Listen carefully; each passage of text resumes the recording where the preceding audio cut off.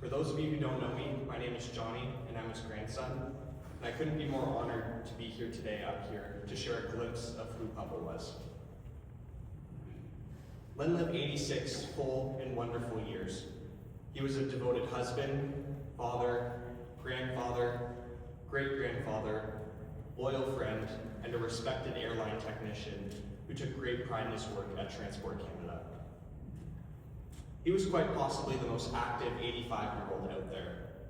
He golfed, curled, went to his bowling leagues and bridge clubs, served at his church with the Knights of Columbus, and never missed a family event, and invested countless hours in babysitting. In everything he did, he showed up with consistency, warmth, and a positivity that was contagious. He didn't need to talk about love or loyalty because he lived it.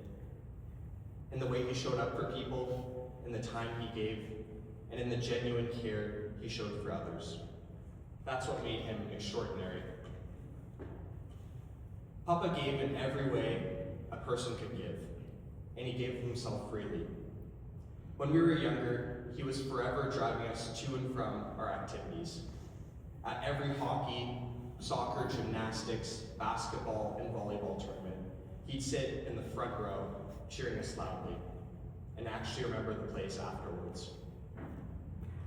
He didn't just show up, he paid attention. His love language was being there and making you feel seen, and it had no limits. There's one story that I think of that captures this perfectly. Years ago, when my family and I were vacationing in Florida, I must have been about 8 years old. We had just finished a day at a theme park, and we were all allowed to get one small souvenir from the gift shop that was under $10. Papa was chasing Emma and I around the store, making us put back everything that exceeded our limit. Meanwhile, my sister Julia, who's the sweetest, most soft-spoken person you'll ever meet, was just outside waiting for us to finish. When we walked out, Papa must have caught a look and asked Julia, what's wrong? What happened? Turns out she had just been squinting because it was super sunny outside. But she decided to play along with it and give Papa a run for his money. With her head down, she meekly said, "Nothing, it was just too expensive." Concerned, Papa said, well, Julia, how much is it? She goes, "It's like $200. In that moment, Papa's whole face changed. He was on a mission. He grabbed Julia by the arm, pulled her back towards the store and said, "No, Julia, you come with Papa. Papa's gonna get it. No, come." We all started laughing and told him it was just a joke. But even then, he still kept insisting that Julia go back into the store and get it. That's just who Papa was. No hesitation, no questions, just pure instinct to make things good. When someone gives as much as themselves as Papa did, it leaves a mark that doesn't fade. His closest friend, Bob Taylor, knew him for over 50 years, called Papa the big brother I never had. Steady, loyal, and always there when you needed him. Papa had this way of investing himself fully into the people around him. He didn't just know his friends, he knew their kids, their grandkids, all the stories and milestones. He taught Dad's friend, Louis Furlan, how to curl and golf when he was in his 20s. With Papa's encouragement, those became Louis's lifelong passions. Passions he since passed down to his daughter, who now is a professional curler. That's the ripple effect of a man who gave it his all. Small acts that evolved into lifelong bonds and friendships.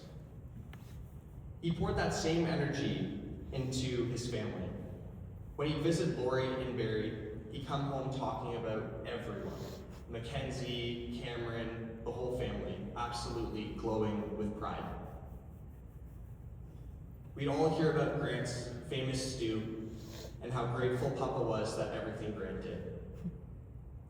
Scrolling back through my text, we all knew when his great-granddaughter Everly took her first steps, or when Kason and Keegan started school, that Emma was working 3 jobs, and when Grant and Dad won the curling bonspiel. Papa's family was his pride and joy. But he wasn't just a family man, he was a community man. Wherever he went, he built connections. He could walk into a room full of strangers and walk out with a bunch of new friends. Curling, though, that was his thing. He was a part of the Navy Curling Club for decades and had the most seniority out of anyone there.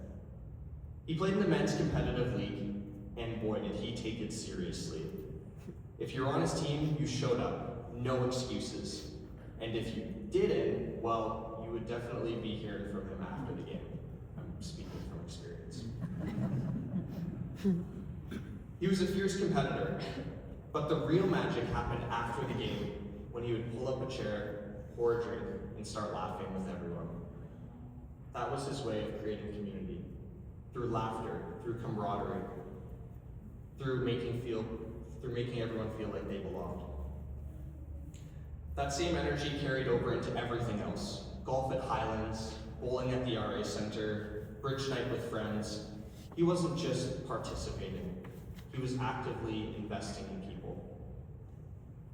His faith was the center of it all. A proud member of the Knights of Columbus and deeply involved in Holy Cross Church, he lived his beliefs through service, kindness, and humility, helping with church events, charity tournaments, and anyone who needed a hand. He poured that same steady care into every community he touched, leaving behind friendships and memories that will last for years to come. As I'm looking around the room right now, I'm noticing how much love is here. Every person here, every face, every story has a piece of Papa. He lived life loving others. That was his world. The people, the laughter, the connections. What Papa built does not end here. It lives on in every act of kindness, and every time we show up for one another, and every time we share a laugh together. That's how his memory still moves quietly through us. He showed us what it means to give fully and care deeply. And the best way to honor him is to live with that same warmth and heart. Papa, thank you. Thank you for your example. Thank you for your humor, your loyalty and love. Thank you for every ride to practice, every story, every laugh around the table, for the way you showed up every single time without needing to be asked. You taught us that family isn't just who you're related to, it's who you show up for. You taught us that being strong doesn't mean being loud, it means being present. We'll miss you greatly. We'll miss your warmth, your laugh, your teasing, and your steadfast love. Thank you.